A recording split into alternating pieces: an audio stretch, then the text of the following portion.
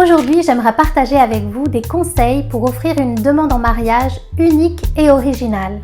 Je suis Elodie de Dreamelka Événements, spécialisée en surprises pour les entreprises et les particuliers. Souvent, une demande en mariage va être faite à un moment particulier.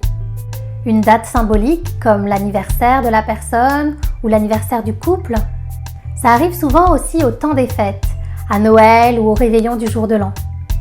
Bien sûr également la Saint-Valentin ou des vacances ou une escapade romantique. Moi, je vous propose d'offrir une demande en mariage qui sorte des sentiers battus, qui ne soit pas comme les classiques que tout le monde connaît. Non, on ne va pas faire la demande en mariage que tout le monde a eue, la grand-mère, la tante, le voisin, la collègue de travail, non. La question au moment du dessert, au souper des beaux-parents, la bague au fond de la coupe de champagne, non. En plus, c'est dangereux. La question qui pop n'importe quand, au petit déjeuner, pendant qu'on fait la vaisselle, personne veut ça. Non, on fait pas ça. Je pense qu'il faut aller plus loin, être créatif, imaginatif. Il faut faire l'effort d'aller chercher ce qui va toucher la personne en plein cœur. La clé, c'est de coller à 100% à sa personnalité, tout simplement. Je répète, coller à 100% à sa personnalité. Son caractère, ses goûts, ses centres d'intérêt, son histoire, son parcours. Comme vous connaissez parfaitement la personne à qui vous allez faire la demande en mariage, faites vraiment en sorte de ne pas la mettre mal à l'aise, de ne pas la gêner.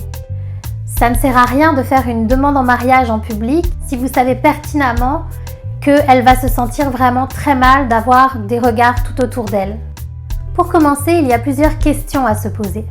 Voulez-vous faire cette demande en mariage dans un lieu public ou dans un lieu privé?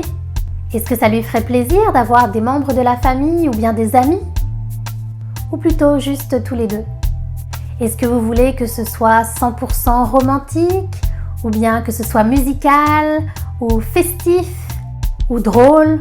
Est-ce que vous voulez préparer un texte comme une déclaration d'amour?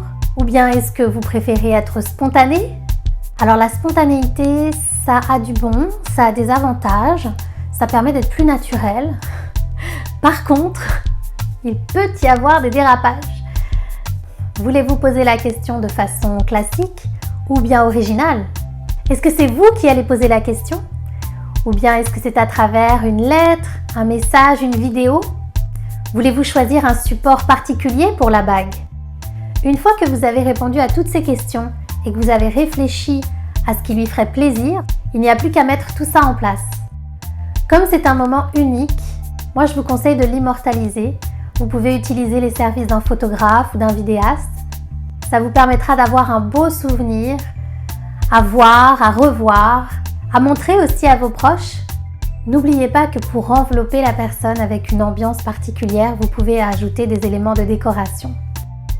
Comme je vous conseille d'utiliser ce que vous connaissez de votre amoureuse ou de votre amoureux, eh bien la demande en mariage, elle va vraiment lui ressembler.